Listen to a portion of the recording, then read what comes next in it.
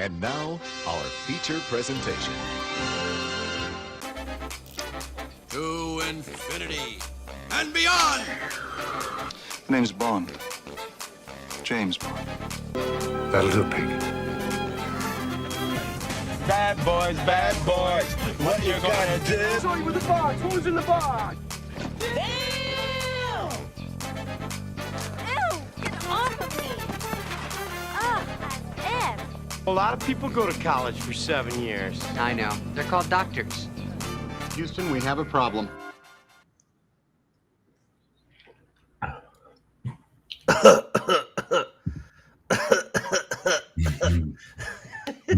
Welcome in, everybody, to 52/1995, your live movie conversation podcast, where we dive deep into the movies of 1995. I'm your host, Cody, and I'm thrilled to be joined this week by my lovely, some might say beautiful, co-host, Steven.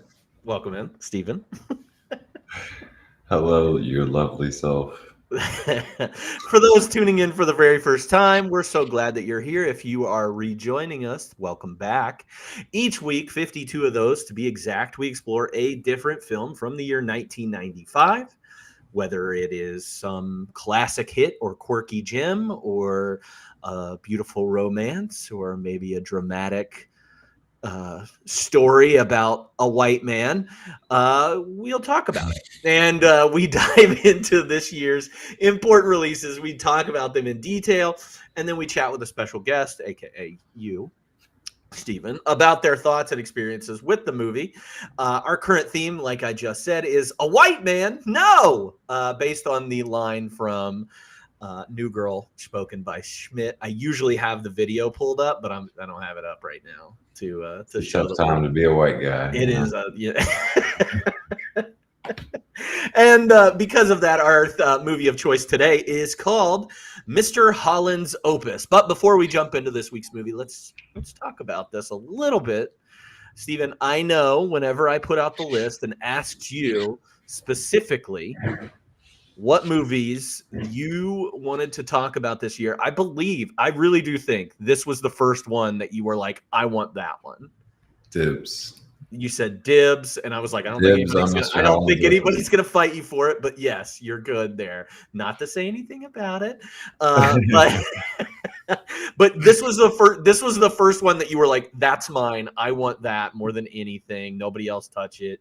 One of my favorite movies. So I said, absolutely, let's do it. I was excited because I love when somebody has a movie that they are just like, yes, that is my childhood, or that is something that I love and care so much about, and I'm excited to talk to you about it. So with that being said, tell me about why you were drawn to Mr. Holland's Opus, whether it's back then or now or whatever. Yeah, like a lot of these that we've been watching, definitely seen it before, and I think we probably owned it, had it at the house growing up. I think on VHS at a time. Yeah, it was on the VCR. I haven't put it in. Hold on. Keep talking. Yeah, but definitely had. I think it had it, owned it at the house, the VHS, and so saw it at an early age. It's probably been 20 years since I've seen it. Mm-hmm. And so the reason that I jumped on it is because even back then it was a very powerful movie to me, and was excited to watch it again because I was in the band in school, had a great music teacher, a lot of this time watching through had a lot of like relatable things that I didn't feel back then. So yeah, excited to talk about it because it had been a long time since I'd seen the whole thing. Yeah, and I'm the same way. It has been 20 plus years since I've seen this movie. I do remember loving this movie a lot. I remember specific scenes from this movie, good and bad, that I knew were coming ahead of time. Yeah. maybe I watched the trailer a lot too. I don't know what trailer what Disney movie this would have been a trailer on, but I'm sure it was a lot of them.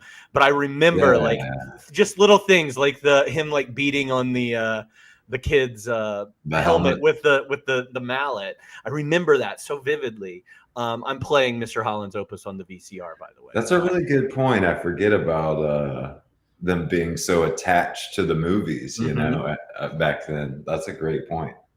So like we have these like specific scenes literally beat into our head. And yeah, I remember liking this movie. I remember loving Richard Dreyfuss because of this movie. And like this was the first time I probably saw him on screen, before Jaws, before Close Encounters, before he was learning that he was the narrator of Stand By Me. This is my first, Richard Dreyfuss movie. Man, if there's any chance that I saw him, like you're saying, in a trailer in Jaws, I still don't think I would have connected the two. Like he looks so different in Mr. Holland's Opus. He really does. Something I want to talk about. Yeah. He's got a good mustache. He's got a good face for a mustache. I'll say that. Yeah, he does. Okay, so good mustache face. Yeah, some people give good mustache face, and he's a good one. He definitely gives good mustache. Before I jump back into it, do you think that we usually do a 2025 recasting? Do you think that they could remake this movie and make it for? If this took place in the 60s, it essentially would take place in the 90s and up through now. Do you think that'd be a good movie to make? Yeah, I think there's always room to show some teachers some love. Yeah. Because I was thinking, I was like, man, this is a movie that we don't often get to see. And it's from like it's about the teacher. Yes, he does good things with the kids. And that's usually what we see is like a teacher, like changing the lives of the children around him, or him or her. You see it a lot of times, like School of Rock is a good example, like of like these kids being exposed to all this stuff. But like, I don't know. I don't feel like it emphasizes the teacher enough. It's always on the students. Yeah, this would get made now and it would just fly under the radar. Yeah. Like under a different name. I think of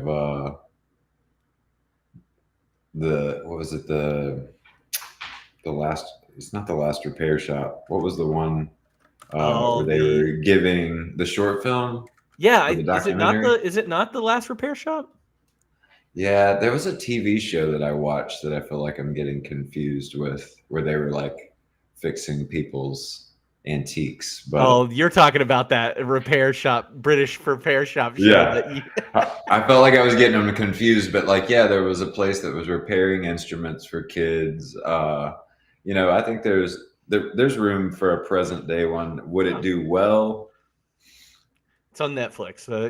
That's what happens. It gets made for these streaming services and doesn't get quite the love that some of these movies do get. So, okay. I'm going to save that. We're going to put a pin in it, and let's give you some of the stats around this movie. So, again, this movie is called Mr. Holland's Opus. It came out December 29th, 1995. It was directed by Stephen Herrick. Hey, Stephen. Hey. It was written by Ted Field, Robert Court, Michael Nolan, and Patrick Sheen Duncan.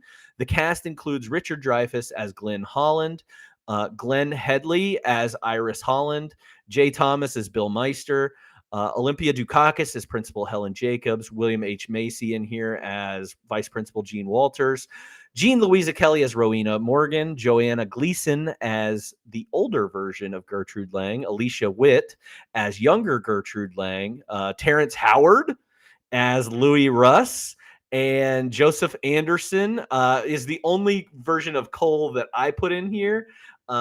Just because I felt like the 15-year-old version of Cole is the one that I remember the most and was the best out of the three versions of Cole that we get. Anyway, the synopsis that we have here is composer Glenn Holland believes that he'll eventually write a transcendent piece of music. But in the meantime, he's taken a job at an Oregon high school. Though at first the job frustrates him and his unconventional methods often draw the ire of the straight-laced vice principal, Mr. Holland grows to love his students as the temporary position stretches into a decades-long career, and in the end, they reveal just how much they love him back. This movie had a budget of $31 million and a box office return of $106.3 million. So pretty good. Tripled up on that. And it's decent score on Rotten Tomatoes and across the board, pretty even. 75% on Rotten Tomatoes, 7.3 out of 10 on IMDb, 3.5 out of 5 on Letterboxd. Roger Ebert really liked this movie. He said, Richard Dreyfuss, who is sometimes too exuberant, here finds the right tones for Mr. Holland. From youthful cocksureness to the gentle insight of age, his physical transformation over 30 years are always convincing. 3.5 stars out of 4. Marjorie Bumgardner, who is often on here as well, said that she gave it a 1.5 out of 5. She said, Mr. Holland's Opus is the kind of movie that only a person who really doesn't like movies could love. It's a movie whose grandiose swagger is meant as compensation for its message about the resignation of the human spirit to smaller gratification and vistas. It's a movie that wants to guide us, to sustain us through our darkest hour of lost ambition. That's a pretty harsh. That's wild. Yeah, she was in a bad mood when she watched that movie. Like, yeah. This movie does have a little. It was nominated for 1 Academy Award, and that is for Best Actor for Richard Dreyfuss. So, no other nominations for this movie. And on that, let's talk about it a little bit. Let's figure out why we like it or why we don't like it so much. So, what are some of the standout scenes that really make this film memorable? So tried to keep it brief. So the first scene I have is I labeled as I'm a teacher now at / meets Gertrude. Yeah, Gertrude was the first. Like, I kind of just put them into the children that he kind of influenced. So it's like Gertrude, Louis, Rowena. Those are kind of how I split my things up. But Gertrude, that's smart. That's smart. Yeah, he's been in the clubs and wants more time to compose. Ironically, starts teaching. As he says later, kicking and screaming. Doesn't want to do it. And meets Gertrude Lang, I feel like the first student who he realizes like the power of teaching, and like if you invest in individual students, like how much they need it, kind of thing. I really like the Gertrude Lang, and I like that that's how we start too. Is like with a person who is not good at, has no musical ability, like really. Yeah. Like not that she doesn't have musical ability, that she's just not going to be great. Yeah, as some, like I was never amazing myself. I did all right on the trombone and playing the tuba and the marching band. But when she says in the movie that she's been playing for 3 years and she sounds like that sounds like maybe first year level. And I didn't want to mention to you that if for some reason I'm gone, it's because we got some storms going on, so I'll be back as soon as I can. But I really like Gertrude. I think unfortunately, as I thought back on the movie after it was over, and I was thinking about, my acting and performances score for my personal rating, I did have to kind of land on her as one of the weaker performances in the movie. I just think her acting is only so convincing. Yeah. I The think kids, that yeah, the kids are not as great as even Terrence Howard. I was like, yeah, she really was the first one that was like seems a little old to be in high school. And then when we get Terrence Howard, I was like, man, you look like you've been held back for a decade to be in high school, brother. And we, I looked it up, and he was like 26 in this for movie. real? Yeah, That's funny. I I wonder think how old she she was. was. Let's see, 20. Yeah, 20. Yeah. And so both of them kind of struck me as like little old to be in high school. And so she jumped out as maybe one of the weaker performances, which is kind of crazy because it's still endearing. Still very endearing. In fact, one of my favorite scenes that we'll talk about shortly is that I labeled as Gertrude Gets It. But yeah, she's not great, but still good. Yeah, and I like the Gertrude stuff because that is the beginning of Mr. Holland, like understanding his position as a teacher and what he really, and like that is his gateway into, I can't get through to these students, but I can get through to Gertrude somehow. Like, yeah, she likes me, and we're she cares. She wants to, she wants it. She wants to be good at something, like. And I think that's because of Mr. Holland. Like, he wants to be good at something, and he wants to, compose his opus or his symphony or whatever, and be good at it and get the heck out of there. And I think that is how he starts to view this. Like, hey, I was one of these kids once. Yeah. So, yeah, keep going with Gertrude. Yeah, like Gertrude really takes us into, his first seeming like year of school and liking it a little bit more here and there, to where then he gets sucked into the thing that we all like the stage we all get to, where it's like, I want a house now. I don't have enough room. I don't want to live in this small place anymore. I want a house. Well, his wife gets pregnant during that time too, and so they're like, yeah. So there's like the house. They're putting the crib together, right? And then she's like, yeah, that we don't have a lot of space, and he's like, oh yeah, if I just teach driver's ed, and yeah, like the poor guy started at the beginning of the movie. He's like, I'm gonna teach so I can compose more, and yeah, that just never. You just see it like getting away from him so quickly. Oh man, I love how it starts with him like writing at the piano, and then that's one of the things I had never thought before in watching this movie, is like he's playing by himself, and then it kind of goes into what he hears in his head.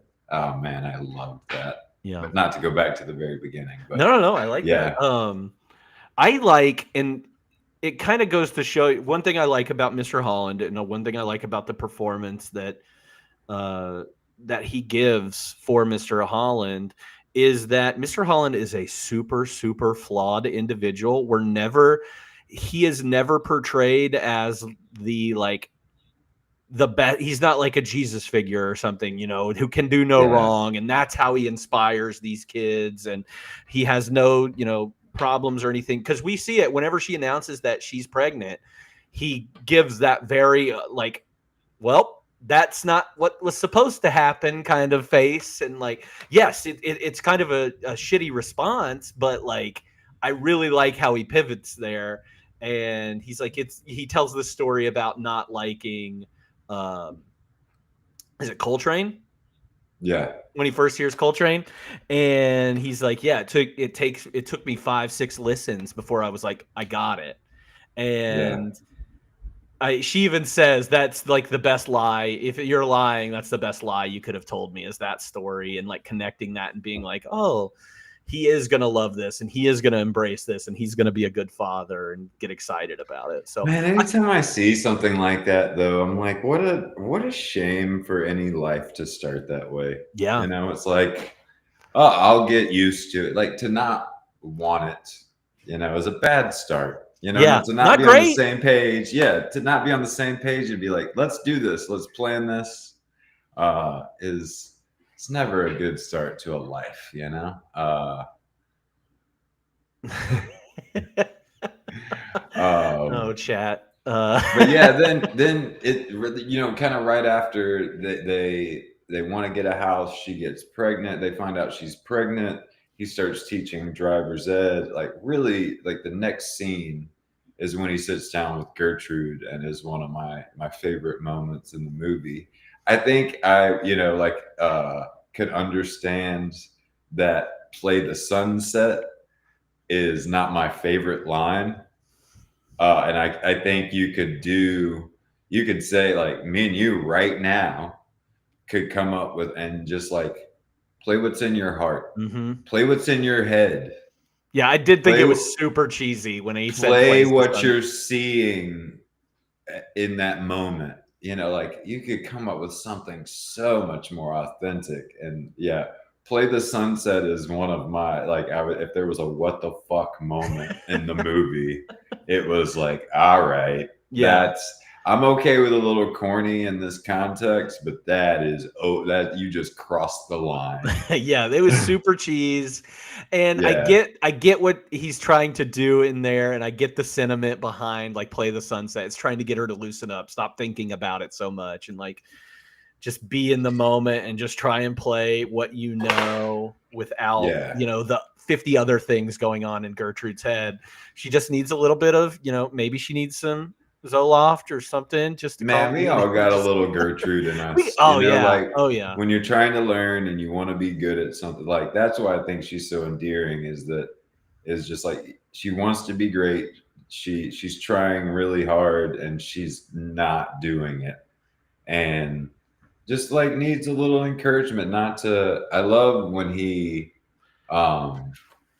she messes up and she's like, and he's like, no, hey, don't do that.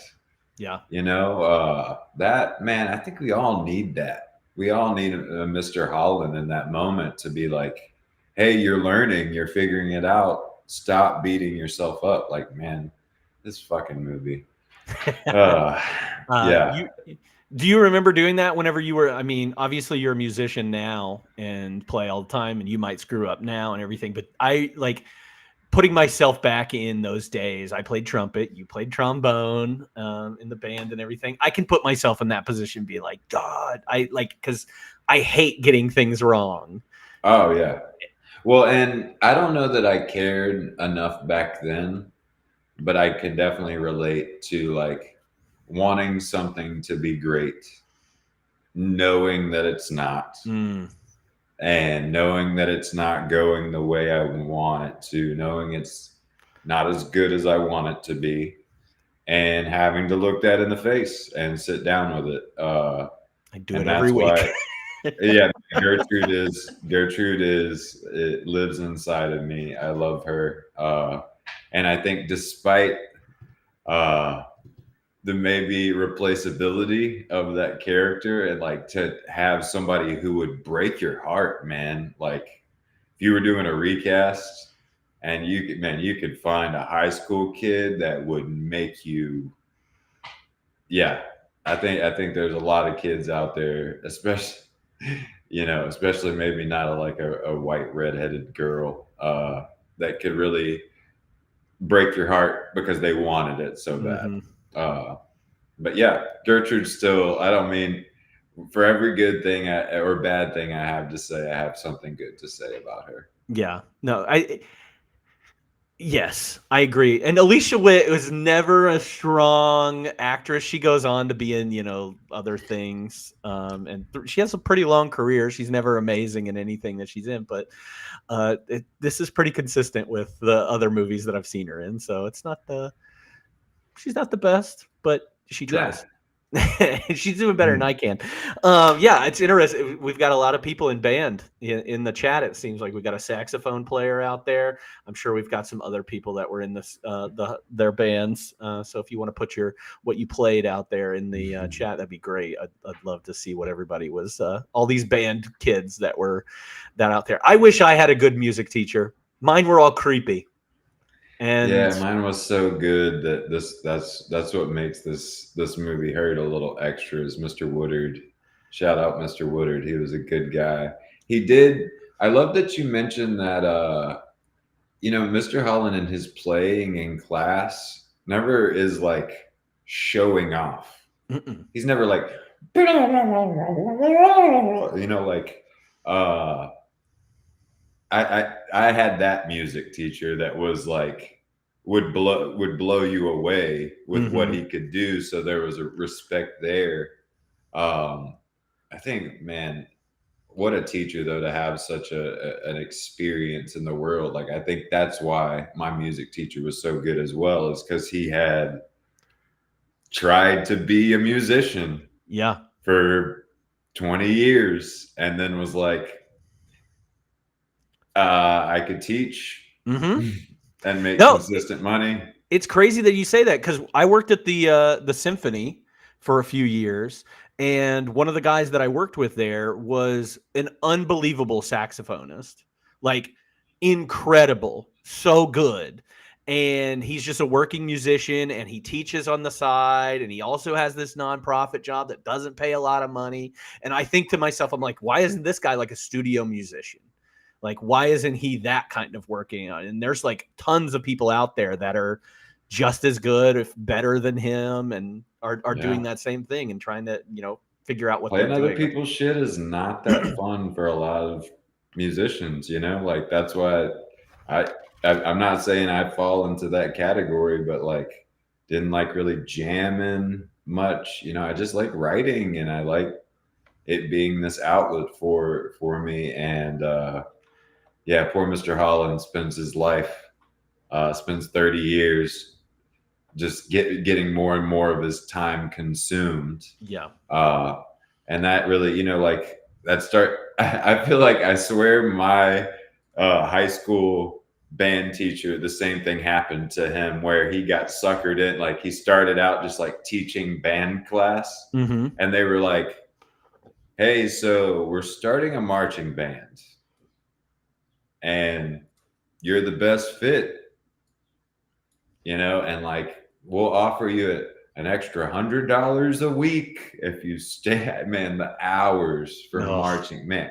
The hours for teaching is just in general is just terrible. Man, when we were watching this movie, we were talking about how marching band is just different. Band is learning an instrument, playing with a bunch of other people. Inside is one thing, but marching and being outside and having to play loud and in time with it, man, you're talking about a whole other level. I did marching band for a year. It was awful, and did competitions, and we were always the worst marching band. It's not fun. It's not fun, and there are people who are elite at it. If there are, like you said, there's all kinds of competitions, and I have a lot of respect for those people because to sit down and play those instruments that way is difficult. But to get outside, play them that loud, and move around in sequence with other people is wild. It's another world, yeah. Yeah, so like in this movie, he gets sucked into doing marching band, and he meets Louis, and needs to get Louis to play the drums so he can play, so he can wrestle, but to me, that man, like him getting suckered into marching band almost made me emotional because I was like we're talking about with the musician, this is the natural progression. Yeah. Of like you get suckered into the school system, and the school system is going to milk you for 30 years. But anyway, yeah, he starts doing marching band and meets Louis is the next like kind of talking point, that I've got. But he's gotta teach marching band, right? Because then the marching band has to do the parade. So at the parade, we can find out what. Oh, that Cole is deaf. Man, talk about an image seared into my brain from this movie. That And like they make that slow so motion, dramatic. Yeah, that they slow motion shot of the baby sleeping while that, and it's so loud even in the movie. I love all the music and stuff, like the rock and roll of this, like that fire engine is cranked to 11 in this movie. I think it is like there's a silliness in that scene. Obviously, it's a dramatic scene. You find out there is a silly, like everybody's just exaggeratingly like putting their hands over there. Like they would set the fire engine off on over the top of the marching band playing. Yeah, like I've been to many a parade, and I'm like, I mean, it's loud, but I don't know if I'm like sitting there going, oh my gosh. It was what, like the 60s, so like that's before they knew about decibels, right? They don't know anything about decibels in 1960. He's only 90% deaf. Yeah, I mean that's an A in deafness. he got an A in deafness. Yeah, he got an A in deafness. He passed being deaf. The Louis Russ stuff is okay, but it really, the whole point of it is the marching band and like forcing Mr. Holland into doing something else he doesn't really want to do, and then getting some enjoyment out of it, and then finding out Cole is deaf. I think Terrence Howard, when he says congratulations, you found the beat, the reaction from Terrence Howard in that moment is great. Yeah. Like I thought that was really good. This is one of his first movies. You can tell. And it really does. He looks in that moment like he did finally figure it out. And then he goes on to write, "Whoop that trick." And claim to discover a new mass or whatever he's done recently. Oh yeah, but man, yeah, the emotion I think that is held within not only thinking about not being able to hear at any percentage, and loving music and that being like your thing, and having a child that you feel like you can't share that with. Mm-hmm. Obviously the mom is much more focused on like, I just want to communicate. Yeah. Like those are the two things. I have two things written down about Cole, and finding out Cole is deaf is Mr. Holland teaching in talking about Beethoven and how Beethoven, went deaf. And he's talking about Beethoven's seventh speech. The Beethoven speech hits so hard, and it's like filmed darker too, and it's this like it's all. He's wearing like a black and white suit, like it's a funeral. Man, it's like just sealing it for him. Like, I will not be able to share this thing that I love so much with this son that I have now. And then the kitchen scene that you're talking about with Iris, where they're kind of they're having an argument about what school to put Cole in, is a great scene. I love her so much in this scene. And that kid does great. And the kid's great. And she's like, I want to put this kid in the school. And it's crazy to think about in like the 1960s, what we were doing with, like, if you didn't have any money, what we were doing with children that, were deaf or blind, or they were just sent to special school, and everybody was just in the same room. So people that might have developmental disabilities would be up in a room with people that are just deaf and can't communicate. Man, I saw something, I feel like decades later, they were interviewing Richard Dreyfuss about this movie, and because she had passed. Is what it was. Yeah, she passed away sadly. And he was like, man, that was one of the moments in like his career when he was in a scene that he was like blown away by somebody else's acting, is that moment in that movie that she like went 110%.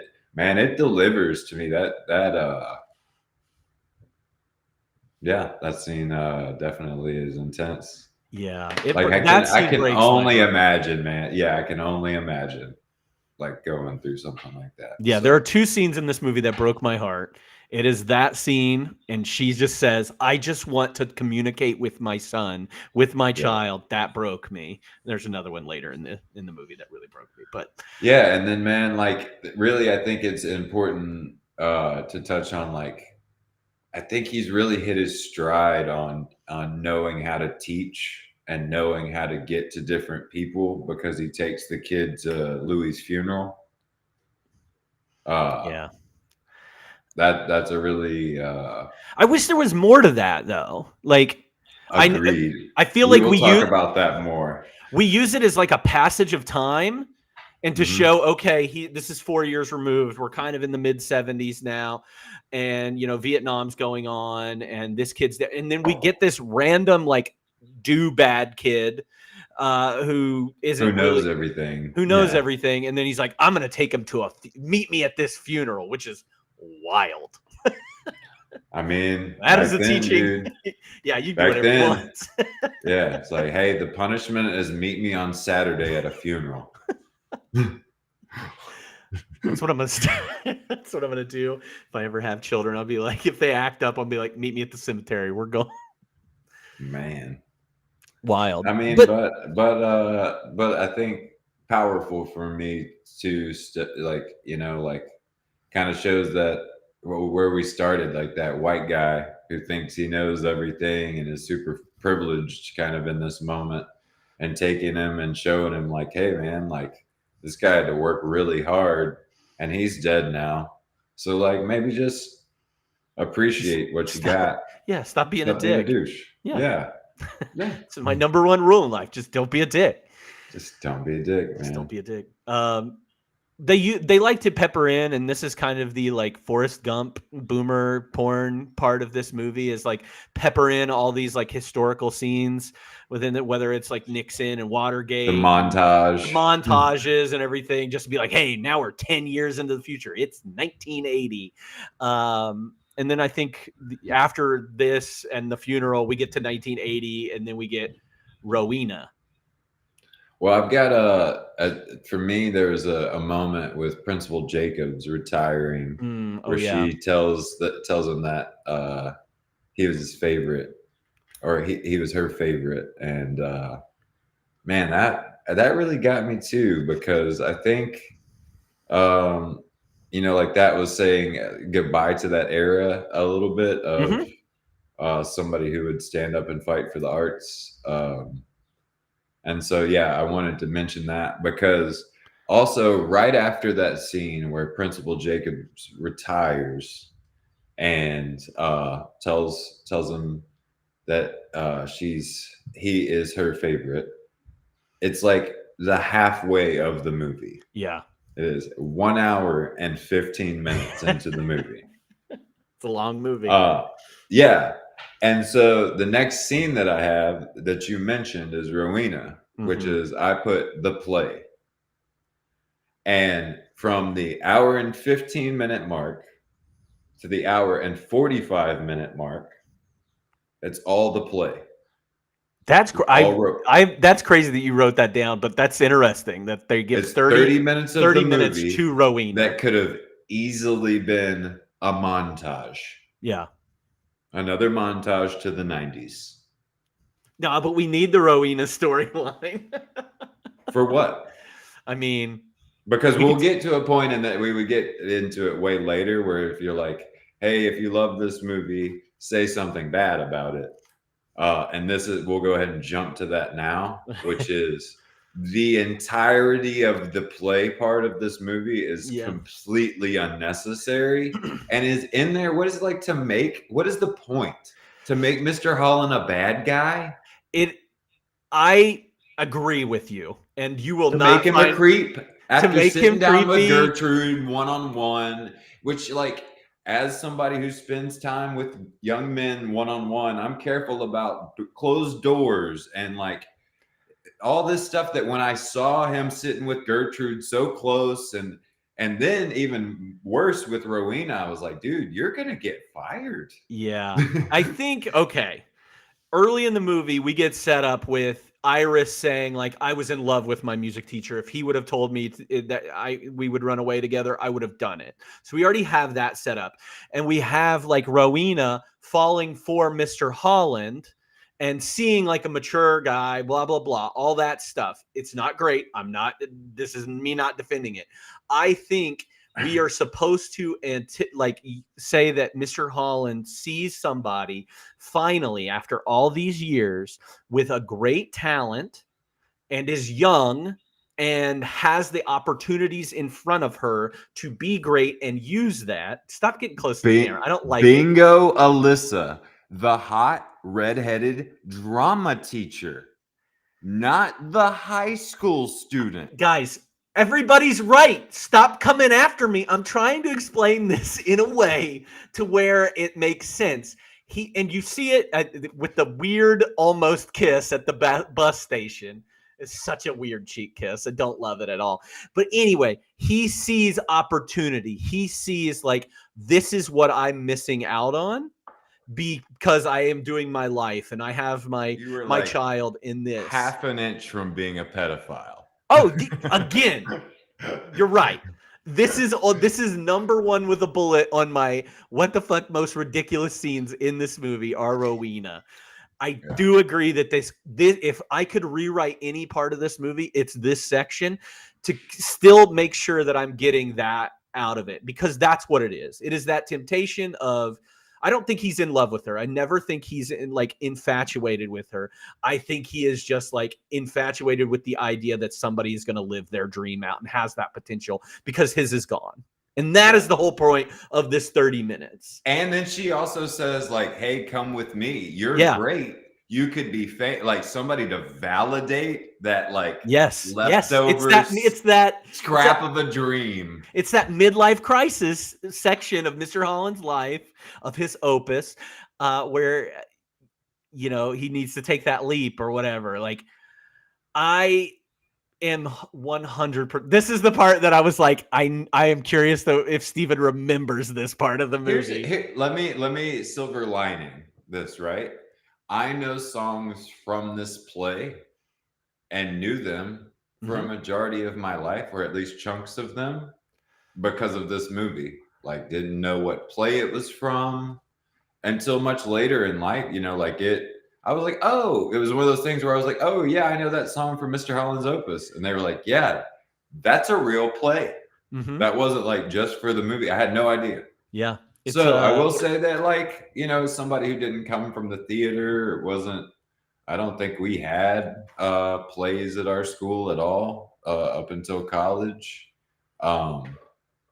It did appeal to me even then as like the arts, you know, as something that was involved in the arts. But I think the drama teacher, the redheaded drama teacher who looks kind of like Gertrude, is way hotter than the high school student. But the play the 30 minutes of the play from her auditioning to getting on the bus is 30 minutes. Yeah. Gone. And this is damn near a perfect movie, in my opinion. I agree with you. I see why it's in the movie. I don't even like the resolution of it too, because like Iris just kind of takes it on the chin. Yeah. And even when she finds out that he's like kind of whatever with Rowena, but I think that a part of that is Iris gets it. She knows he's not in love with that girl. Yeah. But yeah, she does kind of just take it on the chin and it's like, yeah, you know, I know you love me, and that's it. And then it's done. Man. And then we're in the 90s. You could go from Principal Jacobs retiring and saying he's her favorite to John Lennon dying. With a montage. This movie's better. Okay. I Agreed? I agree. Agreed? I agree. I agree. Hey, I mean, like, I'm being very, you know this better than maybe anybody that's listening, that I'm being very critical as of recently in my year of criticizing movies. And there were some, like, even those montages, like quick jumps. There was a jump after the Beethoven speech that I was like, ooh, ding. That was too fast. If we're covering our ridiculous moments, I have like Rowena transitions, all of the I hated all the transition stuff. I just didn't like it. You could do this in a much better way, cleaner way. Agreed. Like you can tell me it's 1980 by having a reaction to John Lennon dying. I don't need you to tell me all the news stories that happen in between. Like I didn't like that. But yeah, man, we're coming up on another scene that to me forever, like I probably got in trouble quite a bit because the scene that's coming up is so iconic where just like hitting people with that, and my parents knowing because they've seen the movie that they're like, hey, stop. Stop calling. That's just like saying it, like. But man, what a great scene! What a great scene! I like this. We were talking with a friend last night, and he mentioned the beginning of the scene, like how he liked his son working on the car, and and how he did that. I did love that. It shows. This is why we don't need the play, because he's a bad enough guy for allowing this much distance between him and his son. Agreed. That John Lennon would die and he would approach him like, you don't know, you won't understand. And then like, man, I think the tension of the scene builds really nice, where he's coming home from the death of John Lennon and he's found out like away from home. And Cole knows, but he's excited about the car. Mm-hmm. And he's like, like he's excited to show him something, and that builds the tension. And then he tells him he wouldn't understand. And that's when, like there's kind of an explosion. And it shows, man, like, can you imagine? Like, I can't imagine having a son who's 90% deaf and not taking the fucking time to learn sign language. Yeah. What an asshole. Like, we don't need Rowena because he's already been enough of an asshole. Right. And this is the turning point where Cole calls him an asshole and he's like, oh, I am being an asshole. Yeah. I should probably be a better dad. I should probably learn sign language. Yeah. I should probably like try to include him in my passion. Now that he's what, like fucking 16? Yeah. Yeah, I like that scene too. The argument, one, because you get, this is why I put 15-year-old Cole as the actor, is because I think he's great. I love that kid. Yeah. I like Iris in the scene as she's interpreting for Mr. Holland there, like because he can't understand sign language. I love her in this scene and how she's interacting, and I love I love Richard Dreyfuss in this scene. He's doing, they're killing it. It's a great scene, but you're absolutely right. The Rowena stuff can go away. There could be something else written in here to show him like what could have been, or like see somebody exactly. Maybe and spending more time making up. Like, okay, like his first step is like, I'm gonna flash some lights at you, like that. That's almost insulting. And the beautiful boy thing is very like I would remember in my dementia at 90 years old, Richard Dreyfuss doing beautiful, beautiful, cold. It's the one thing I remember from this movie. Oh my gosh, man. Like, and I don't know that I remembered it was a John Lennon song, so kind of more powerful now. But I think there's more time if you get rid of the play for showing more connecting with students, showing more distance between him and Cole, and then spending more time. Because, like, man, one of the things that broke me this time, because I'll tell the truth that I'm looking at fun facts while I'm watching the movie, right? And before I get to the part where he comes downstairs and Cole's listening to Ray Charles, I've always wondered since I was a kid, Cody, what they signed at each other. Which one? And Cole is sitting on the speakers listening to Ray Charles. Oh, yeah. That is a good fun fact. I've wondered that for fucking ever because there are no subtitles for it. Yeah. And nobody explains anything. And he says, show me more. And his dad says back to him, "I'd love to show you more." Yeah, that's and that made me sob this time around. There is so much room. You take the play away and you do that of the rebuilding of their relationship. Yeah. I agree. Brief in the movie. Yes. It's like fucking 20 minutes of the movie where they're like, here's some lights and a song. Yeah. And our relationship's better now. Yeah, everything's fine now and you're old.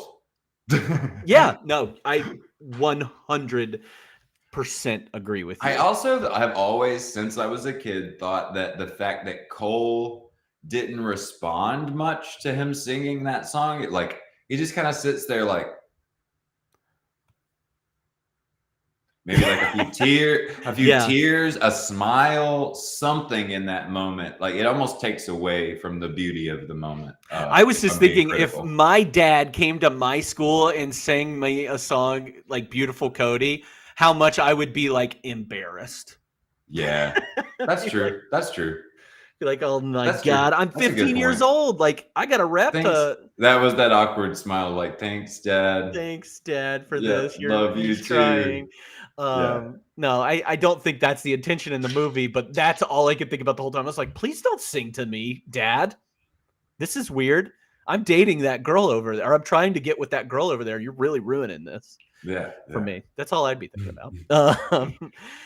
No, I love that beautiful call. I will never forget that. What else we got here? And then we get to him retiring or being forced to retire. Eventually.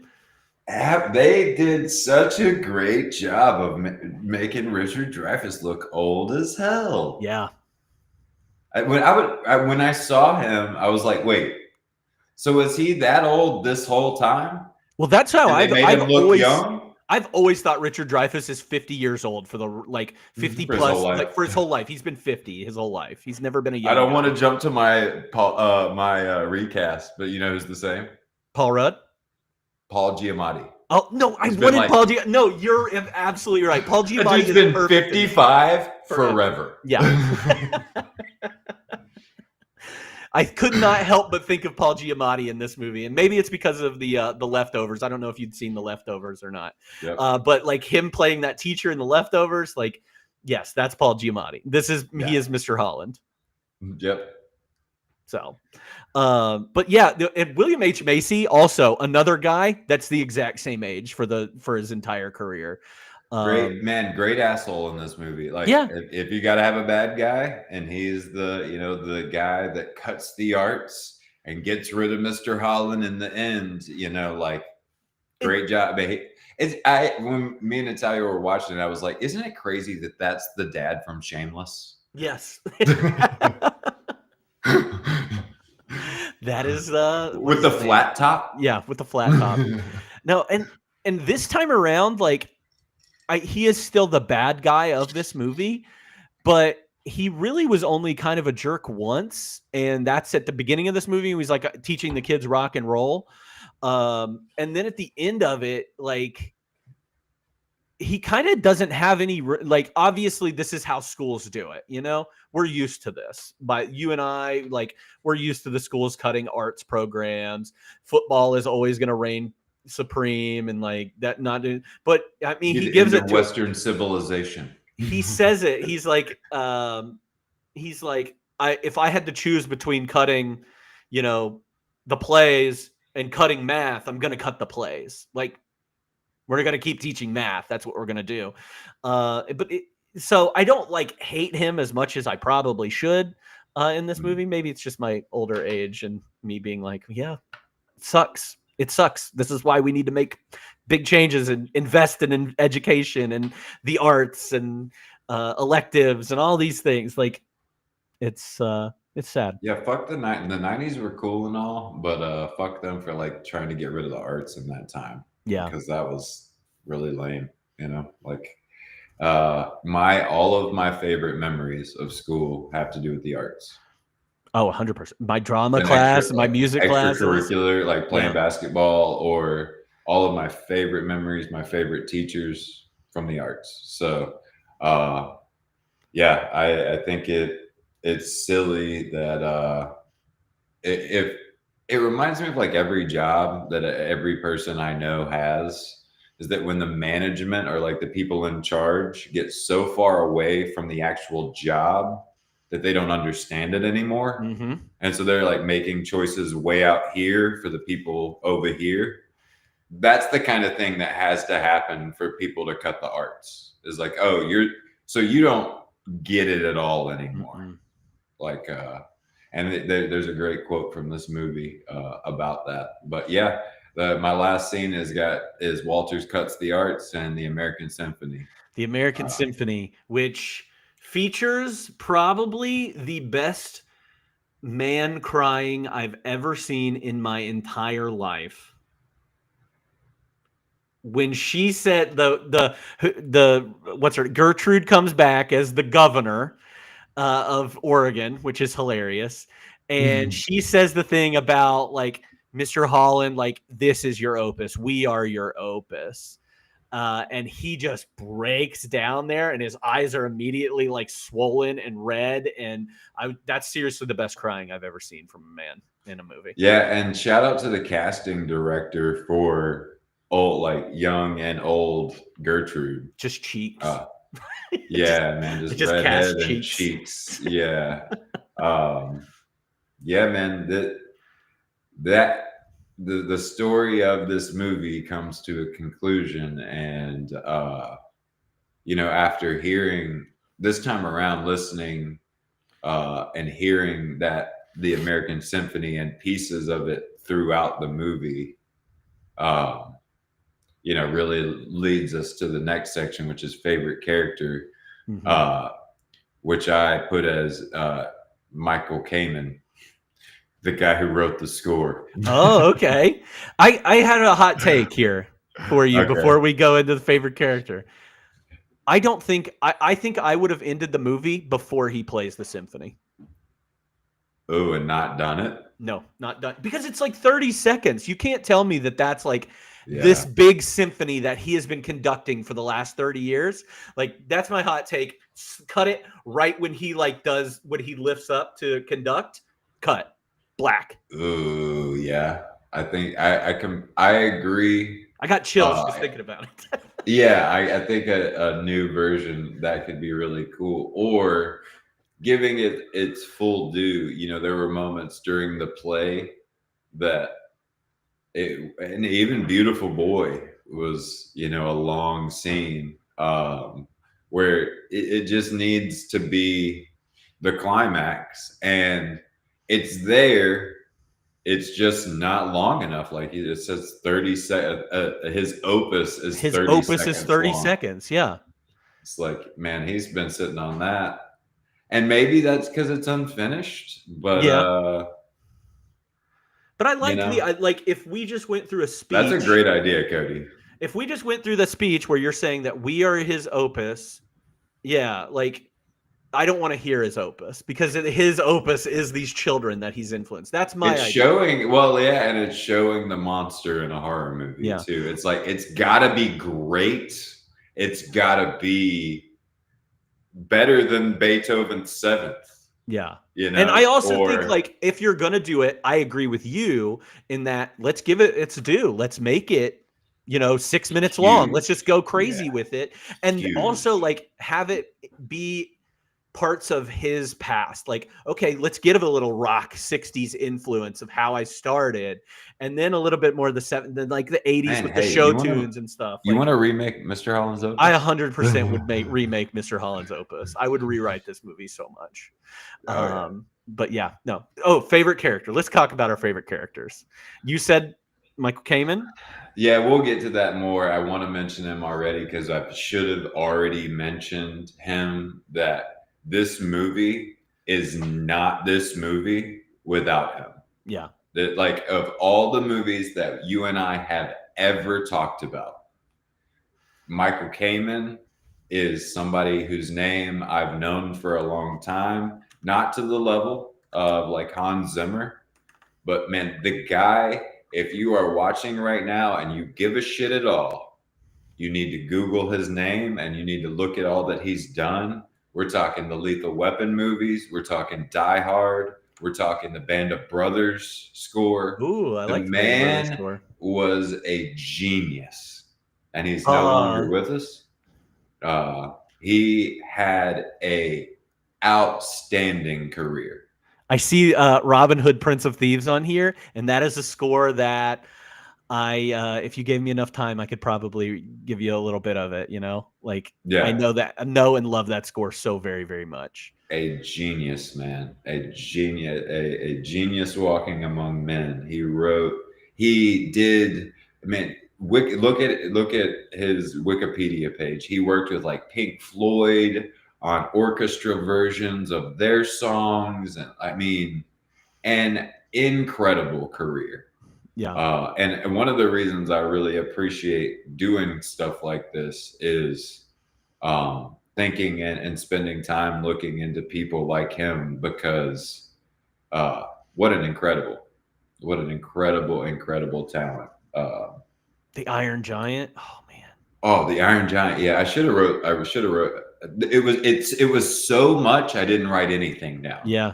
It's a lot more than you would expect. It's a lot of like action movies and things like that, but still, like some of those, like Robin Hood is, and the Three Musketeers we talked about in '93, like those sword fighting movies and stuff. Like without those scores, they just aren't as impactful, I think. Yeah. Well, as far as favorite character goes, I love Mr. Holland. Obviously, I think if you combine the 3 ages of Cole, young Cole, teenage Cole, and adult Cole, because I really like adult Cole too. Or like he's cool. Yeah. He's really a scene stealer. My favorite character is definitely Glenn Holland, because I think that is the true story of a lot of music teachers in America. Is that you kind of slip into teaching in school and you fall in love with your students and you fall in love with the kids and realize that the investment matters. And but Cole, I love the performance from all 3 Coles. Yeah.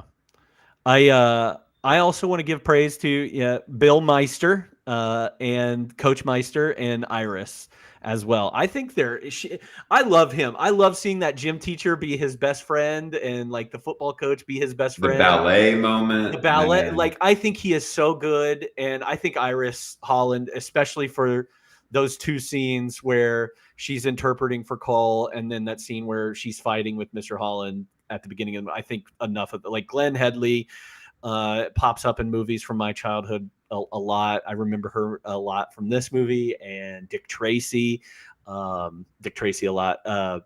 She's wonderful. And both of those people that played them have sadly passed away as well. So it's sad. And I had Cole on my list too. The coach, he's so good. Yeah, man, the coach is so good. And I think could have easily not been. Yeah. Could have easily not been. And I think he did. I think the moment that we get from him where he's like, this is me. Like if somebody wouldn't have given me a shot because of the one thing I was good at is really powerful. Another moment where like this movie stays pretty like profound to me personally throughout. Mm-hmm. It's all right. Let's get into some of these favorite quotes, things that stood out to you. I had a lot written down.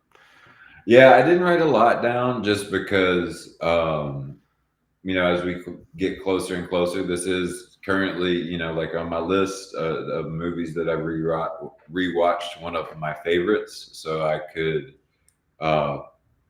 go on and on with quotes, but two things that I think I will just mention and avoid reading because I don't think I could. Mm-hmm. Is the Beethoven speech. I don't think I could read back through that right now without crying. Mm-hmm. And then I'm getting emotional just trying to talk about it. But the thing that I think we all kind of face every now and then is that when he's talking to the coach after he's been fired.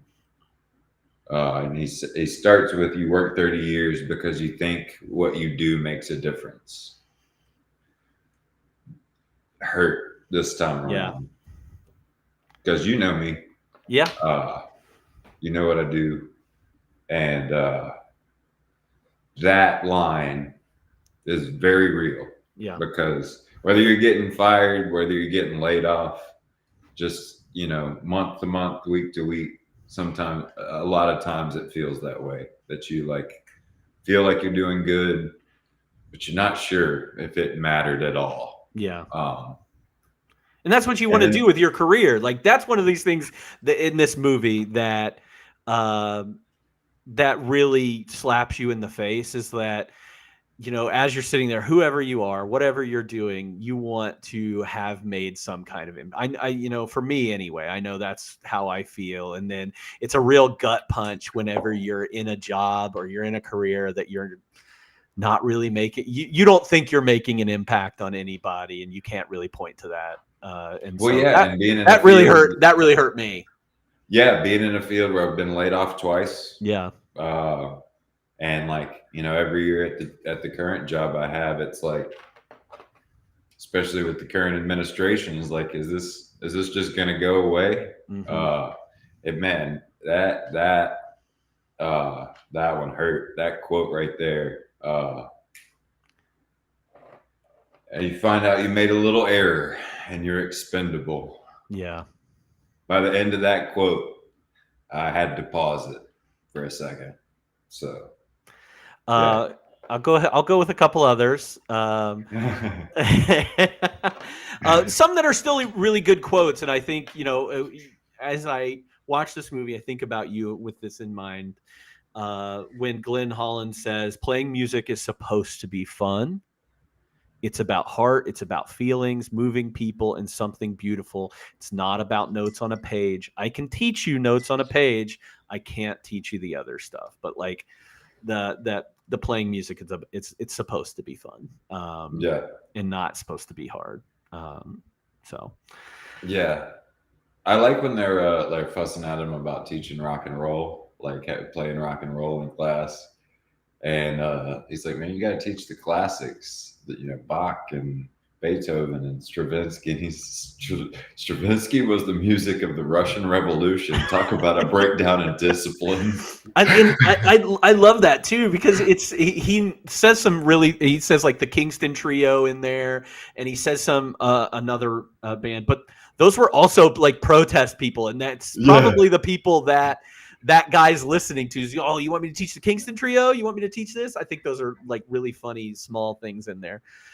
He says, you tell them I'm teaching, or when she asks him what she's supposed to say to the parents and the school board, he says, you tell them I'm teaching music and that I will use anything from Beethoven to Billie Holiday to rock and roll if I think it will help me teach a student to love music. Great. Yeah, so definitely. Good. One of the big ones from this movie that I love for sure. Tubas are for fat guys with pimples, by the way. I almost wrote that one down just because I didn't play the tuba in concert band, but I definitely played. There's several pictures of me walking the streets playing in marching band, and I was not fat, but I definitely had my fair share of pimples. Man, they pissed me off because I have a vendetta against pimples, or not pimp. I have a vendetta against pimples. Let me say that now. I stand against pimples. No, against tubas, because my band teacher, we got in marching band. He forced me to be in marching band. I didn't want to be in marching band, and I played trumpet. And he's like, "Now you're going to play the tuba in marching band." And I was immediately thought, is it because I'm fat? And then two, I get in there and I'm like, this is not the same. Yeah. I'm on a completely different, like, I do not know the fingering for the tuba, like, especially like on the bass clef. I didn't understand it. It did not make sense to me. And I was like, I hate this. And then I quit band because of it. I think there must be like in the band teacher world, it's like, if you can play a mouthpiece instrument, brass, you can play them all. If you can play a woodwind, you can play them all, because the fingering part is the easier part of the two. Like as far as learning, man, I feel like the line from this movie is that we already talked about it. Like that's, if you we weren't going to talk about like serious and maybe the sad and the significance of this movie, if you were like, man, what is the thing that sticks out more than anything? It's knowing what is that? The way it's so slow, it plays out slow. He's like, so what does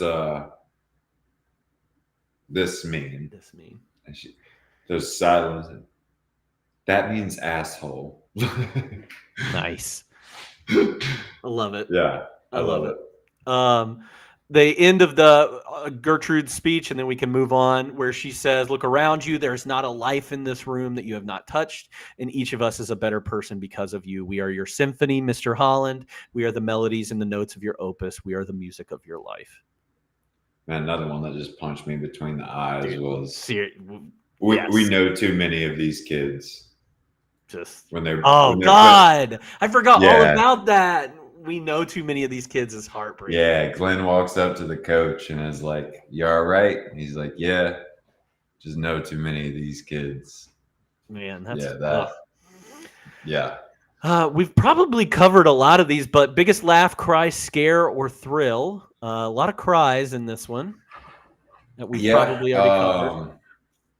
Yeah, I think that really, despite it being very short, and I completely agreeing with you with the American Symphony being, that really took it home for me.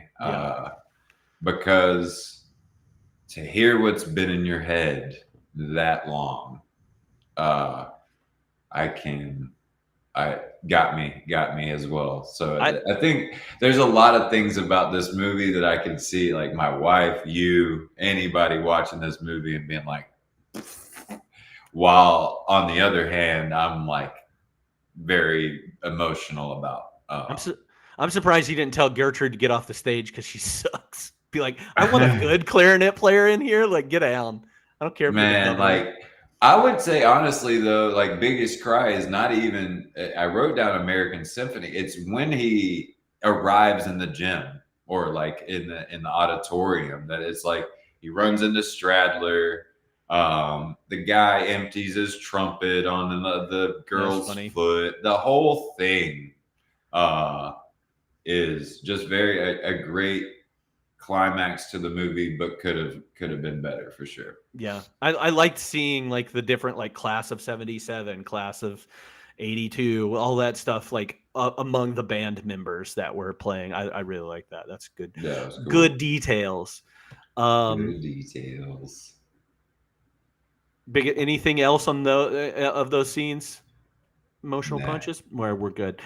Ridiculous moments we already covered. Let's go to what we think is the best music moment. We kind of covered this a little bit. You talked a lot about Michael Kamen and Michael Kamen's score.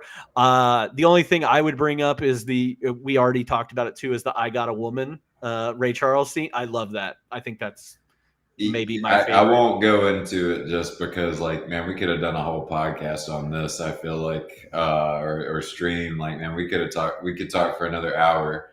It is very hard in my mind for music to be a 5 out of 5 in a movie, like especially when you include sound as well. Yeah, felt like when you take the score of this movie and you combine in not Stevie Wonder, Ray Charles, Lynn Barry, Imagine by John Lennon, Beethoven's Seventh, the classical music played throughout this, the toys, and like the way he related that to Beethoven. Like, I think this movie is a 5 out of 5 on music and sound for me, and could talk about a lot of musical moments. It's crazy that Michael Kamen wrote that American Symphony for this.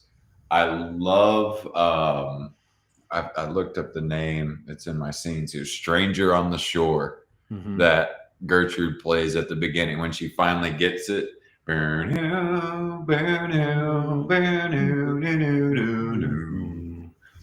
I love that. Yeah. Love it, love it, love it. It's funny that there's so much like John Lennon in this movie. I mean, it makes sense for the time and the 60s and everything. Mostly because John Lennon was a kind of a shitty dad. Yeah, yeah. And I think it's also interesting that Julian Lennon is sings "Beautiful Boy" at the end, or Beautiful Cole or whatever or I forget the song name, but sings at the end of this movie because he, at this point, still hates his father very, very much. I kind of love that it I was going to mention that myself, is because I wonder in the making of this movie if that was considered, is that Mr. Holland was a pretty shitty dad. Like, I mean, I don't know if there's anything more defining of being a shitty dad than like, I'm not going to take the time to communicate with you. Yeah. And so to me, that was almost like a little nod to John Lennon's poor fatherhood. Makes sense. It Yeah. makes sense that he's a big fan of John Lennon. Yeah. All right, it's time for F, Marry, Kill, and we're gonna do Rowena. I'm kidding. We're not gonna do Rowena. We're not gonna. No, but seriously, let's do F, Marry, Kill, and your three choices are going to be the woodwinds, the percussion, and the brass. Which one would you F? Which one would you kill? Which one would you marry? Man, it's gonna be I'm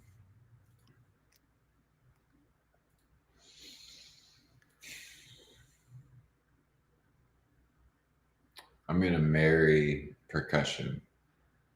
Percussion is are you talking about like the characters in the movie? No. I'm just talking about as a section. Like I think everybody I know that ever wanted to join band went to join band to play drums. Yep, 100%. Yeah. I've always loved drums. If I could sit down and play the drums, I would marry myself. So yeah, and then I've gotta fuck the woodwinds, because the saxophone is quite possibly the sexiest instrument. Is it? Okay. When you were in school and younger you, yeah, did you think that the woodwinds were silly? Like that were not cool? They were not a cool instrument? Man, there were so many people that were good. Like we had some really great clarinet players. Yeah. We had some really great saxophone players, and my teacher was a saxophone player as well. And he would play the different saxophone, like the alto, the tenor, the bass. Yeah, man, like the tenor. He would he made it a very appealing. And brass, I kill because I've spent so much time with him already. Yeah, you know? Yeah. I think I don't. Okay, so I think I switch woodwinds and percussion. Me and my brother agree for sure. Yeah. I think I switch those two because the drums were the coolest. The brass, when I was younger, drums were the cool people.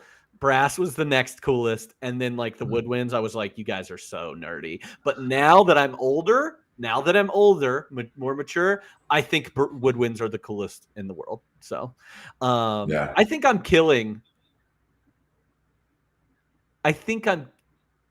brass, but I'm flipping percussion and Diddle agrees with you, because I think of percussion as just, very beat heavy, and I just man, there's just nothing sexy about brass. No. Like I don't think you like even the best trumpet players, it's not gonna do to me inside what Kenny G can do to me. I agree. I love Coltrane can't do what Kenny G can do to me. I agree. I don't know, man. You need to listen to some more brass. Have you heard the Tijuana Brass Band? You got Herb Alpert and the Tijuana Brass. I like brass. Man, where you'd really get me is if you threw in strings. No strings. If you took out brass and threw in strings, so it would be strings, woodwind, and percussion. I'm marrying strings, because talk about the combination of like a cello, violin, like a quartet, or even like a trio, man. They got rough hands, though. You know how hard it is to push down on them strings on some of the cello? That's hard. Made me think about a movie I haven't seen in forever, but there was a Philip Seymour Hoffman movie called The Last Quartet that is incredible. It was like, it it flew under the radar. Yeah. Yeah, but anyway, moving on from F. Mary Kill. Sorry, it was fun. It's a fun little time. Who gave the best performance? Richard Dreyfuss. Richard Dreyfuss, man, he just like you said. I was gonna, if you didn't bring it up already, The Cry. If he wasn't kind of like this angry music teacher and didn't play it really well already, man, The Cry really, really sold it. I believe that broke him. So I also believed he was like old. Yeah. Really old. The way he's swinging his leg, just like, man, he even like something's going on in the auditorium. Yeah, he's such an old fogey when he's doing that. It's pretty funny. Yeah. Yeah, hands down, I think Richard Dreyfuss here. All right, recast. You already kind of mentioned one of yours, like Paul Giamatti. Anybody else for 95 or even 2025? I'd be interested. He's not like my favorite guy, but he did come across my brain. Tom Hanks would maybe could do it. I saw his face and I was like, yeah, Stephen Collins from Seventh Heaven, and he's a pedo. Is he? Mm-hmm. I take it back. I didn't even say his name. Moving on. He'd be great. He'd be great in this Rowena part, though. Man, I think that I didn't do Rowena or anybody, but I think Lisa Kudrow could have been a cool like wife. Yeah. Okay. I like movie. That. Yeah. I thought Jeff Daniels might have been good. Yeah. Oh yeah. I like him. I like that. Is this? Yeah. 2025. Did you have anybody? I had Casey Affleck, James McAvoy, or Jake Gyllenhaal. I love Jake. That's my boy. Yeah, and then I had Kate Winslet and Michelle Williams as the wife. Ooh, Michelle Williams. I like that one. And I think I'm just on a Kate Winslet. I rewatched Eternal Sunshine, and I just love her. That's okay. I just want to see more Kate Winslet. That's all. I thought Oscar Isaac might be a good Mr. Holland a little bit. And yeah, that's pretty much what I cast. Any other fun facts in this film? It would be kind of cool before we leave that. I think it'd be cool to make more like a black version, like more inner city, like Drumline. Yeah, Drumline-ish, but still more like concert band, marching band. Man, I really think you could make a cool recent version of this. I agree. I think this should be remade. I'm not a big fan of remakes, but let's do a remake. You want to be the coach? You be the coach. I'll do it. I'll put on some high shorts and some tall socks. We'll get this done. All right. Fun facts about this film. We hit on a couple of these. What else do you got? You said the one about John Lennon's son. They all the people that played hearing impaired were really hearing impaired. I think that's what made it what it was. Like you had. I think now rewatching the movie, if Cole would have been played by somebody who was not really hearing impaired, that rewatching would have been like, maybe they could have gotten. Yeah, I love that they did it right the first time, and that we're not having the conversation of like, maybe that wasn't a great idea. Well, it's crazy. It's crazy to even think about that. But 30 years ago, they would have considered even putting some people in that role that weren't hearing impaired. And so good for them for actually being like, yep, we're going to, use people who are actually hearing impaired to put them in this film. And so good for them on doing that. Yeah. The girl from the play, Jean Louisa Kelly, did all her singing and dancing. She's a trained singer and has been in lots of plays. Richard Dreyfuss hates rock and roll. That's one I had. He said that on Inside the Actors Studio that he hates rock and roll. And the thing he hates the most is the electric guitar. Yep. Man, one of the cooler things that I saw was that when he goes to the hospital looking for Cole. Oh, yeah. And he's like, knock, knock, knock, down like this. And she's like, 205. 205 is like foreshadowing. Yeah. Ah, man, I would have never thought that. That was a fun fact. How crazy is it that, in a time when cell phones don't exist, that his wife is having a baby and is already had the child, and he just happens to come in with two of his students, driving students, that there's like, oh, you missed the whole birth of my child, but I love you. Yeah. The only other thing that, like, I think a lot of our fun facts come from similar places, but this one is from my brain, which was that Richard Dreyfuss, as well as everybody in the movie, the kids in class, are very convincingly playing their instruments. Yeah. Like the trumpets, the strings. I don't know how much preparation went into to that, but like I know Richard Dreyfuss was in a previous movie where he had been trained to like pretend the competition, I think is what I read. That's what it's called. Learned how to pretend to play, like act like he was playing the piano. And man, like across the board, I was really impressed this watch through about how, man, the people playing the strings in the performances and in class, I was like, wow. They could have very easily just like, I feel like a lot of times when they're faking instruments, it's very obvious that they're not actually playing. Yeah, but they really nailed it in this movie. It's funny you talk about that and fun fact out of your brain and everything. One of the things that Alyssa noticed when we were watching and everything is that even throughout the decades, if you notice, like the band is playing in each one of those decades at different parts, how much better they get each time. And I never would have pointed out or never would have thought about it or anything, but I was like, yeah, you're absolutely right. Like just to show you the impact that he's had on that music program and grown that music program to where now his students are good getting into the high school band. So one of the most unrealistic parts about the movie, because man, like the thing about high school band is they're a freshman every year. Yeah, but I'm saying maybe his impact has him starting in element, like Mr. Holland's like, hey, I want kids to be good when they get to me. So yeah, they're going to be in, like, it's a big deal to be in Mr. Holland's band. Like that's the thing that their high school's, famous for or whatever is the band. Yeah. And you see that with some schools. Like I know there's a school in the Midwest somewhere that's like, if you want to be, and it's a public school, if you want to be in a musical or anything, you go to this school. Yeah, I think it's in like Indiana or like Southern Illinois or something like that. But like to know that you've grown that program to be that thing, like I thought that was cool. Yeah. So definitely thankful to have gone to a school where there was a music program and there was a band, because like we didn't have any drama.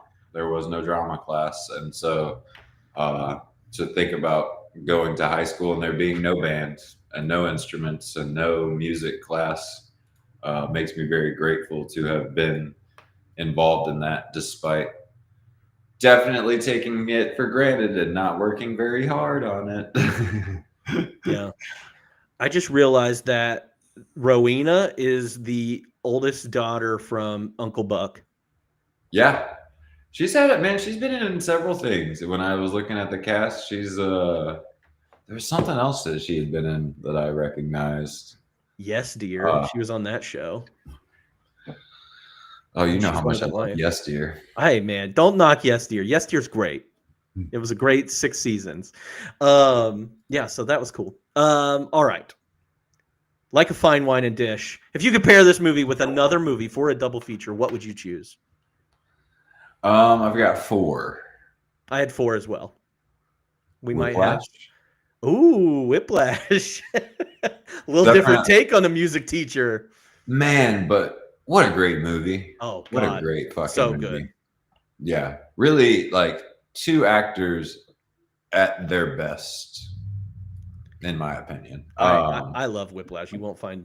I've been wanting to do a rewatch of Whiplash for a while. Let's do it together. Okay. Come visit me and we'll watch Whiplash together. All right. Sounds good. What you got? Let's back and forth. I put Coda down. Oh, good one. Yeah, I thought that was pretty good.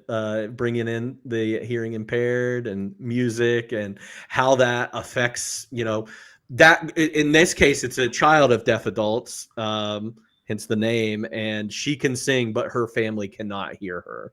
I don't have it written down, but Coco too would be kind of like, oh God, one of my favorites.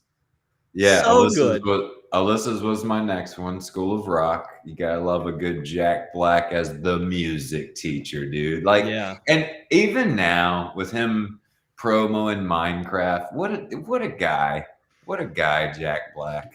If you haven't seen School of Rock, It's great. I think it gets right better now. every time I watch it. It's so good. What else you got? I picked October Sky. Okay. It's mostly about a teacher, really influencing children who are expected to do like one thing in their life. If you don't know anything about October Sky, it's about Homer Hickam, who goes on to work for NASA and help develop the rockets that send us to the moon and all that stuff. But grew up in rural West Virginia, where he's expected to be a coal miner his whole life. But he had a good teacher that saw his interest and said, all right, here's what we're going to do. We're going to build rockets, and we're going to, we watched October Sky in school. It is a very high school. Let me roll in the TV, and we're going to watch this. But I love October Sky and Jake Gyllenhaal. So, man, Soul. Ooh, man, I forgot all about Coco and Soul. Soul, man, Soul's power. If you love music. If music does something to you, soul, especially if you love a little jazz every now and then, soul is a good pairing for this. Yeah. Music of the Heart. Do you remember that movie? Meryl Streep, where she's teaching students about, I think it's about violin, string instruments anyway. But they're like, it's about like cutting funding to the arts programs. And it came out in the 90s. So. August Rush is what you were talking about. No, that's not what I was talking about. She thought I was talking about August Rush. Okay. I was like, hey, have you ever seen October Sky? And she goes, yeah, with Freddie Highmore. I said, no, that's not it.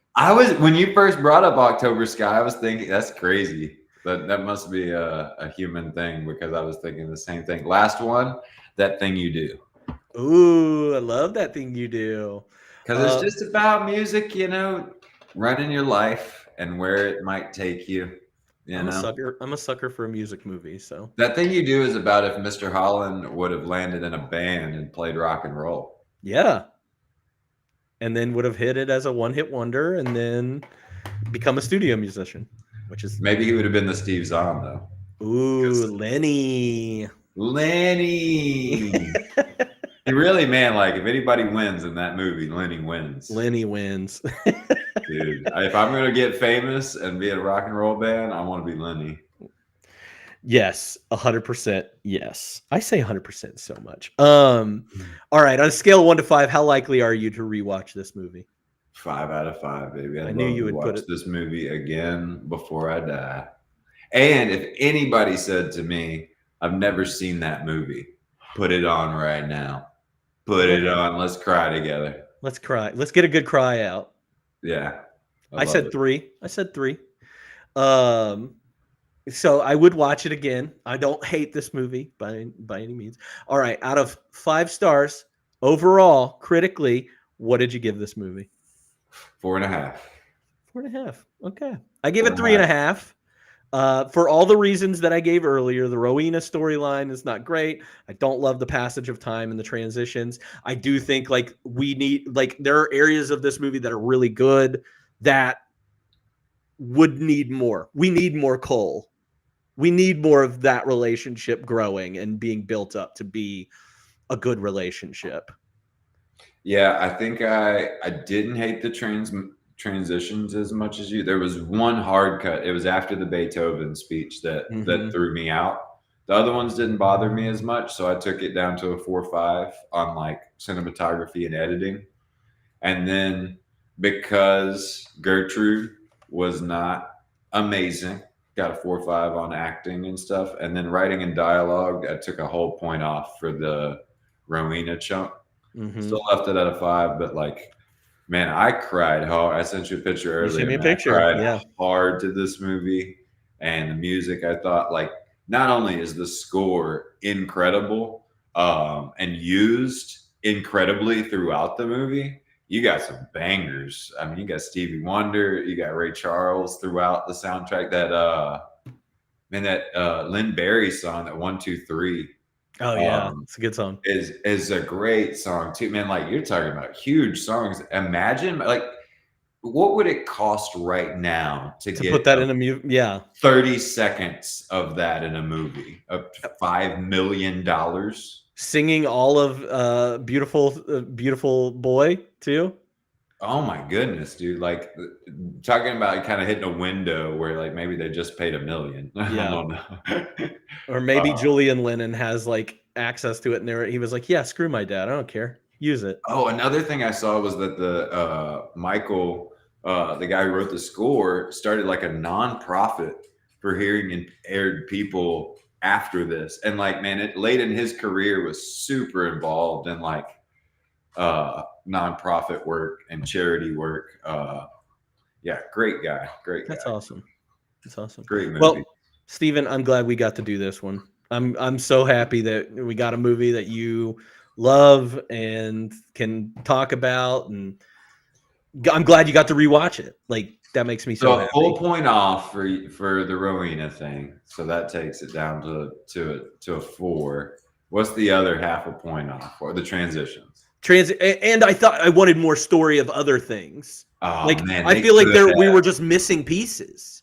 Student connection, distance from Cole, but rebuilding with Cole instead of the play, and you have got a perfect movie, Dan. And the transit, like you don't need the montages for the you can write clever ways to let you know how to. I kind of love your idea of cutting it at the end, like raising. Yes, done. Man, that's a great idea, Cody. Hey, call me. Let's do it. Call me. Well, Steven, thank you so much for doing this with me. Before we wrap up, have you watched anything recently that you'd recommend to folks? Man, nothing that I can really recommend. I've watched a little bit, and I mean, I've mentioned it. Peaky Blinders. Since we've started doing the stream, but if you haven't seen Eternal Sunshine, put that on. I watched Small Things Like These with Killian. Thought it was pretty good. Lady Bird, pretty good. Rewatched The Royal Tenenbaums. If you haven't seen that, put it on. Definitely good. Wes Anderson. But yeah, finished Peaky Blinders. Finished Abbott Elementary. Can definitely up to where it is currently. Fully recommend it.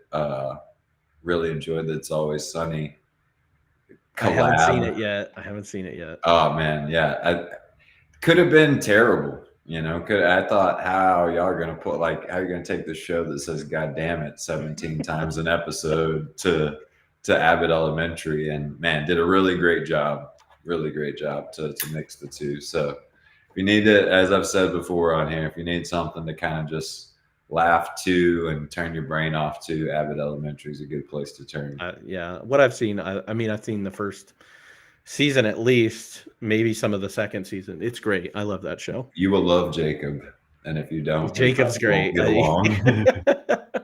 I know I did this podcast yesterday and had some movies that I watched, but I've been on a good movie watching kick lately. I watched some new ones. A couple on recommendation from you and your brother. I watched Kneecap, which is about the Irish rap group Kneecap.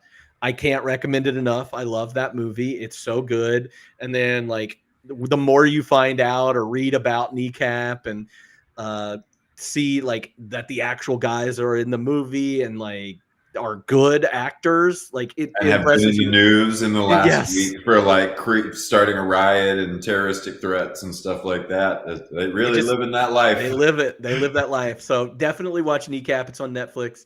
Hard Eyes. It's a horror comedy making fun of rom-coms. I think it's on Netflix as well, and I watched that. It came out this past year at Valentine's Day. Loved it. It was so good. And then I finally watched Sinners. And Sinners is incredible. What's your star rating on Sinners? I think I gave it 4.5 stars. It's good. All the people that I know that I love and respect their movie taste say that Sinners is great. So I'm going to have to carve out some time. That's one that I want to make it to the theater to see. And as well as Friendship. You know, Friendship has been out. Yeah. And I don't know that I've got a first-hand review yet, so I might try to beat you to that. Do it. Sinners, though, there's a couple parts in that movie where I'm like, Steven would really love this part. Oh, So I love that. I love that it made you think of me. Well, if you want more recommendations out there, you could get that information by joining our Discord server. We try and post things that we're eager to see or happy, or things like trailers and stuff as they come out. We put that in the Discord server. So go ahead and join that if you want through the links. You are also welcome to follow us on Instagram and check out my account on Letterboxd. That's just CD Waits on Letterboxd. You can find all that information and more by clicking on the links underneath however you're watching this. So join us however you want.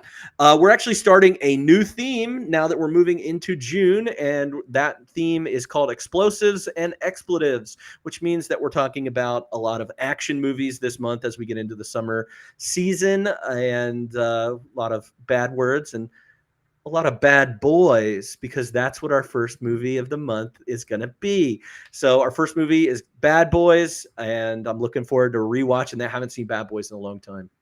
Who's doing that one? Spencer, I think. Hopefully.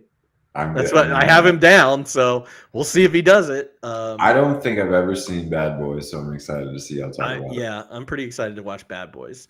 And then this coming Wednesday, we are finishing out our extra credit theme, Back to the Future, where our films are talking about futuristic worlds and sci-fi genre and everything. We're watching Tank Girl, Johnny Mnemonic, Judge Dredd, City of Lost Children, and Virtuosity. If you want to watch a couple of those, or if you don't want to watch any of those and just come hang out with me, we're going to be doing that this Wednesday at 6 p.m. So we'll see you there. And then we've also are finishing our month of pop/dance music in 1995 music. So we'll be doing that Tuesday. This week's album is Everything Is Wrong by Moby. So do check that out. And if you have followed me or subbed to me or done anything interacting wise, I really appreciate every single one of you that come out and do this for me and with me. You're all loved and appreciated, and we have a good time doing it, and I want to keep doing it. So keep coming. So, all right, that's it. We did it. We finished it. You ain't seen Bad Boys 2? You ain't never seen Bad Boys 2? That's it. That's it for 52/1995. We'll see you next time.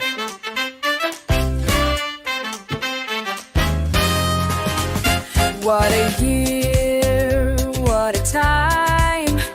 Big screens, dreams, a movie rewind. From talking toys to heist gone wrong. We're watching it live and singing along.